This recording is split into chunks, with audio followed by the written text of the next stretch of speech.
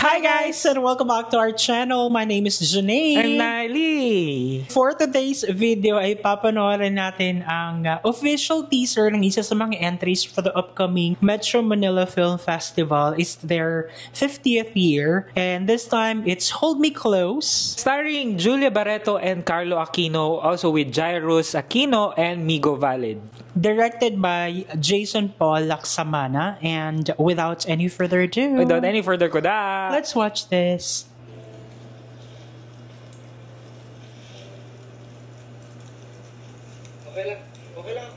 Okay lang ako. Huh? Grabe. Wow.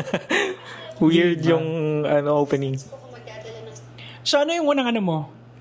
Para siyang drama life story, ganyan. Para siyang typical na romantic drama, parang ganyan na ang setting niya is, feeling ko na sa Japan sila. Interesting. Bakit ito sa'yo ang isang tao sa buhay ko?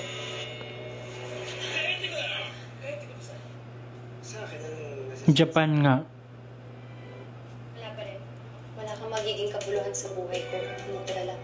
Iniiwasan mo ba? Ay. Hindi ako umiiwas. Ano ba kasing meron? Aasta ka na, parang ayaw mo sa akin. May chemistry. Parang it's brewing. Saan-saan, sa kamay, sa pisngi. Sabihin mo na lang sa akin kung ayaw mo sa akin o hindi.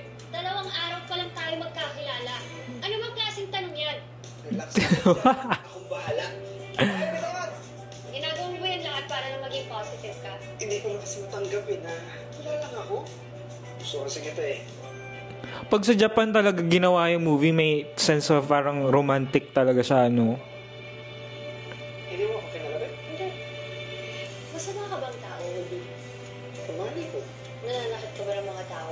May history ka ba ng pagiging violente at abusado? Wala. Bakit ako matatakot sa'yo? Ano mo na yung nagustuhan mo sa akin? Ano mo na yung nagustuhan mo sa akin?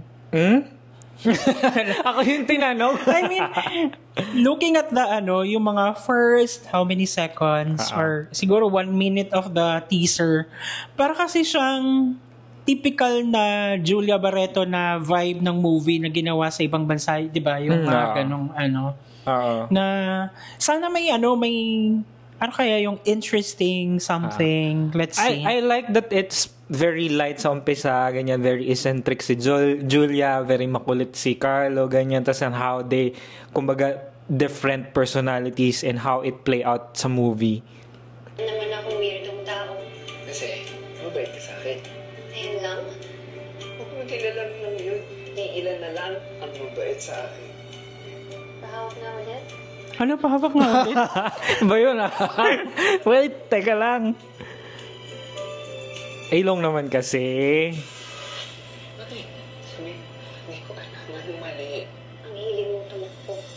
Imbis na harapin mo yung gusto tinatakasan mo. Tatanggapin ko rin ang lahat na walang nagbahay sa akin. Na walang magbabahay sa akin hanggang sa mamatay ka.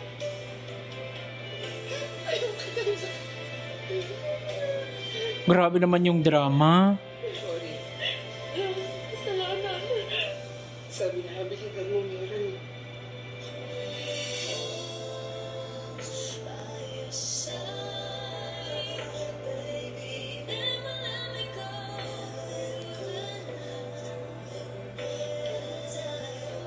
So kung malaman mo lang yan, nandito ako, wala nang makakasakot sa'yo. Paishturu.